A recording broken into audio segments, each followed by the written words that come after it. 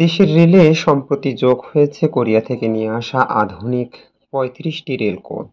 আর এই কোচগুলো নিয়েই ইতিমধ্যেই যেন অনেকটাই হইহুল্লোড় সৃষ্টি হয়েছে রেল প্রেমীদের মাঝে। সকলেই চাইছে নিজেদের স্থান থেকে নিজেদের লাইনে চলাচল করুক এসব কোচ। এসব কোচ মিটার গেজ হওয়ায় সবচেয়ে বেশি এইসব কোচের প্রতি আগ্রহ দেখাচ্ছে সিলেট, নোয়াখালী, চট্টগ্রাম ও ময়মনসিংহ বিভাগীয় অঞ্চলে চলাচল করে মিটার গেজের যাত্রীরা। তারা বলছে আমাদের কাছে আমাদের রেলেই যোগ হোক এসব আধুনিক সুবিধা কবলিত কোরিয়ান কোচ।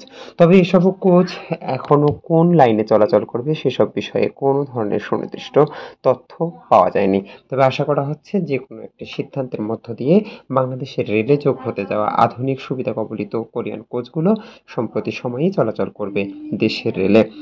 তবে বাংলাদেশের উত্তরবঙ্গের রংপুর বিভাগ ও রংপুরের পার্শ্ববর্তী জেলা কুড়িগ্রাম, লালমনিরহাটেও চলাচল করে মিটার গেজ ট্রেন। তবে এখন যে আলোচনা সৃষ্টি হয়েছে সেসব আলোচনায় নেই রংপুরের নাম।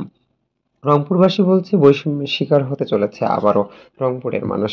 কেননা গেল কয়েক বছর ধরে মিটার গেজ ট্রেনে চলাচল করলেও কোনো ধরনের লাইন সংস্কার, প্ল্যাটফর্ম সংস্কার ও স্টেশন বর্ধিত থেকে শুরু করে কোনো ধরনের পরিবর্তন দেখতে পায়নি এসব অঞ্চলের মানুষ। ফলে এসব অঞ্চলের মানুষকে যেন এবারের এই কোরিয়ান কোর্সেও যেন হিসাবের বাইরে রাখা হচ্ছে। অথচ বাংলাদেশের সবচেয়ে বেশি মানুষ চলাচল করে উত্তরবঙ্গের মানুষ ট্রেনে। আর উত্তরবঙ্গের ট্রেন একতা থেকেই গেল বছর সবচেয়ে বেশি রেলের আয় নির্ধারণ করা হয়েছিল এবং রেলের আর্থিক অবস্থাকে ঘুরিয়ে দিয়েছিল বাংলাদেশের উত্তরের জেলা দিনাজপুর থেকে ঢাকাগামী চলাচলকারী একতা এক্সপ্রেস ট্রেনের আয়। অথচ এই অঞ্চলে থাকছে না মিটার গেজের আধুনিক সুবিধা কবলিত কোরিয়ান কোচের ধরাছোঁয়া। আলোচনা যা চলছে সেসব আলোচনা দক্ষিণবঙ্গ, ময়মনসিংহ বিভাগ, সিলেট বিভাগকে নিয়েই। কিন্তু রংপুর, কুড়িগ্রাম, লালমনিরহাট, গাইবান্ধা এসব অঞ্চলেও মিটার গেজের ট্রেন চলাচল করলেও যেন আলোচনায় নেই এসব জেলার নাম।